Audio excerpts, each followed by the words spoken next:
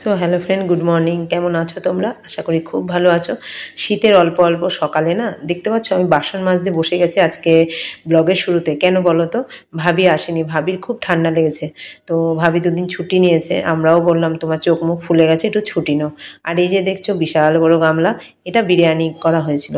বাড়িতে গেস্ট এসেছিলো, তার জন্য বিরিয়ানি করা হয়েছিল। আর গেস্ট আসা মানেই হচ্ছে বিরিয়ানি। সে আমার শ্বশুরবাড়ির লোক আসুক বা আমার সার্কেলের কোনো লোক আসুক, মানে এক ইয়েতে বিরিয়ানি, সবাই বিরিয়ানিটা খুব পছন্দ করে, বিশেষ করে চিকেন বিরিয়ানি। তো যাই হোক, চলো বিরিয়ানি হাঁড়িটা তো মেজে নিলাম। আর অনেকগুলো বাসনই হয়েছিল, রাতে খাবার দাবার হয়েছিল। তো এবার রাতে যেহেতু খাওয়া দাওয়া হয়েছিল, তো বাসন তো প্রচুর হবে, আর বিরিয়ানি করতে গেলে অনেকগুলো বাসনই লাগে। তো বাসনগুলো মেজে টেজে, আমার আবার না বাসন মাজতে অনেক জল লাগে। তোমাদের কার কিরম জল লাগে জানি না, আমার প্রচুর জল লাগে। আর এই যে সকাল সকাল এক ঝাঁকা বাসন মেজে ফেললাম। মেজে টেজে এবার এই জায়গাটা আমি ধুয়ে দেবো। এটা হচ্ছে মানে আমার বাতিকও বলতে পারো।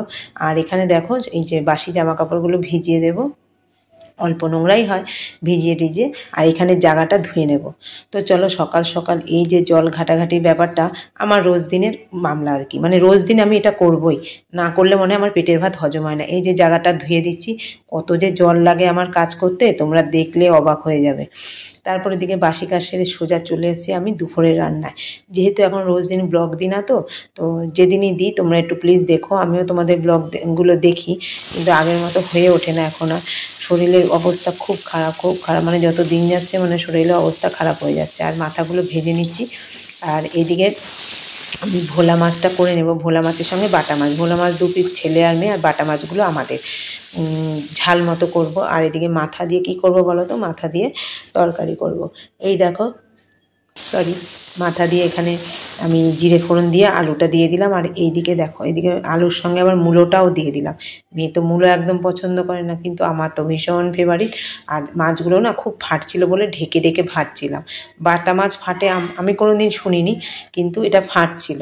যাই হোক, ঝালটা করে নিলাম ধনেপাতা দিয়ে। আর এখানে দেখো একটা মিশানো তরকারি মতো করেছি, খুবই ভালো হয়েছে। সঙ্গে পুঁই শাকের ডাঁটা, কচি কচি পুঁই শাক, কুমড়ো দিয়ে, মাছের মাথা দিয়ে। তো চলো ফাইনালি মাছের ঝালটা তো হয়েই গেছে, নামিয়ে নিলাম। আর ওইদিকে পুঁই শাকটা হচ্ছে। পুঁই শাকটা হতে হতে আমি ভাবলাম যে অনেক দিন না ঘর পরিষ্কার করা না, সেই পুজোর সময় ঘর ঝাড়াঝাড়ি করেছি। পুঁই শাকের আগুনটা মানে ওভেনের যে ইয়েটা আমি কমিয়ে দিয়েছি। আমি পুঁই শাকটা হোক, আমি এদিকে ঘরটা ঝেড়ে ফেলি হালকা হালকা। লাস্ট আমার পুঁই শাকটাই ছিল। তো চলো, এখানে আবার মা ছিল, তো মার সাথে কি যেন বকবক করছি। ও মা কি খেতে দিতে এসছে, আমি বললাম না খাবো না। আমার আবার না সবসময় মুখ চলে না, আমার আবার খাওয়ার টাইম আছে। অনেকে আছে হাঁটতে চলতে ফিরতে মুখ চালায়, আমার আবার ভালো লাগে না। যাই হোক চলো, যেই জানলায় না খুব ধুলো পড়েছে, মেয়ে বলছিল মা ঘরে খুব জাম্প হয়েছে, জামা কাপড়গুলো একটু গোছাও। সেই পুজোর সময় যে জামা কাপড়গুলো আমরা পরেছি এখানে সব জমা করা ছিল, আমি আর টাইমই পাচ্ছি না। আর ছেলের এখানে বললো মশা কামড়িয়েছে, কি মশা কামড়িয়েছে, আমার সঙ্গে এসে বক বক বক বক করছে। আমি কাজ করতে গেলে যত ওর বক বক শুরু হয়। আর এত ধুল পড়ে গেছে না, ধুল ঝুলো।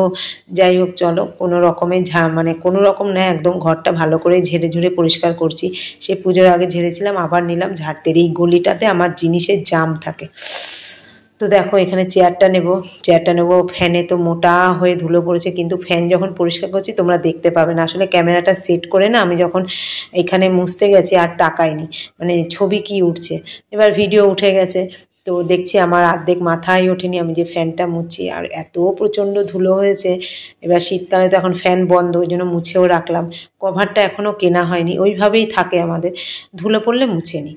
তো এদিকে ফ্যানটা ঝাড়া হয়ে গেছে। আর এখানে দেখো চশমার মধ্যে ধুলো পড়ে আমি আবার মুছে নিচ্ছি নাইটি দিয়ে। চশমার কাজটাও অনেকটা নষ্ট হয়ে গেছে, সবসময় পরি তো।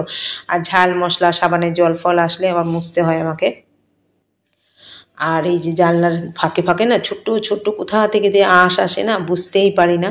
তো যাই হোক, সবার বাড়িতেই হয়, আর নতুন কি আমার বাড়িতেও হয়েছে, একটু পরিষ্কার করে রাখতে হবে এই আর কি। তো চলো জানলাটা বন্ধ করে দিলাম। এখন বাজে কিন্তু মোটামুটি বেলা 3:30 পৌনে 4টে। ওদিকে রান্না কমপ্লিট, ওটা আর তোমাদের দেখালাম না। তারপর দেখো আকাশটা একটু তোমাদের সাথে শেয়ার করছি। উপরে এসেছিলাম একটু ছাদে ওই জামা কাপড় নেওয়ার জন্য। খুব সুন্দর পরিষ্কার আকাশ, সন্ধ্যার আগে আগে। তো চলো এই যে পাখিরা চলে যাচ্ছে তার নিজেদের বাসায়। আর এই দেখো আবার বাকি কিছু মেলা ছিল, ওদিকে ঘর ঝাড়তে ঝাড়তে না হঠাৎ করে মনে পড়লো আমি তো কাছাকাছি করেছি, গামলায় মেলা হয়নি, তো ছাদে চলে এসেছি মেলতে, তখনই তোমাদের সাথে আকাশটা একটু শেয়ার করলাম। 3:30 বাজে, তবু একটা হাওয়া হয় না, সে হাওয়াতে কিছুটা তো শুকোবে, ওই জন্য মেলে দিলাম। তো অনেকগুলোই কাছাকাছি ছিল, তো কাচতে কাচতে মানে রেগুলারে কাচা থাকে, এক এক সময় না কান্না পেয়ে যা, ভালো লাগে না রোজ দিনে একই রকম কাচা ধোয়া। মেয়েদের আর কি জীবন বলো, সকালে ঘুম থেকে উঠলে একই রুটিন। কোনো কোনো সময় মনে হয় যে বাড়ি থেকে অনেক দূরে চলে যাই, মানে একটু নিজেকে একা রাখার জন্য, কিন্তু মানে হয়ে আর ওঠে না মেয়েদের, কোনো মেয়েদেরই সেটা সম্ভব নয়। তো যাই হোক, এই যে কাঁচাগুলো একটু মেলে দিচ্ছি। প্রচুর কাঁচা ছিল, প্রচুর কাঁচা, মানে একদিনও ছুটি নেই কাঁচা থেকে। ছুটি বলতে আমি যদি জমিয়ে রাখি পরের দিন তো ডবল হবে, এই নাম ছুটি।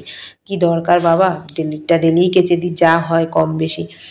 তো দেখো একদম মেলে টেলে, তখন কিন্তু রোদ নেই, ওই যে বললাম একটু ছাদে হাওয়া হাওয়া হয় না, সেই হাওয়াতেই আমার জিনিসগুলো মানে যতটা শোকায় আর কি, 5টা 5:30টার দিকে নিয়ে নেবো, 5টায় তো সন্ধ্যা হয়, তার আগে একটু তুলে ফেলি।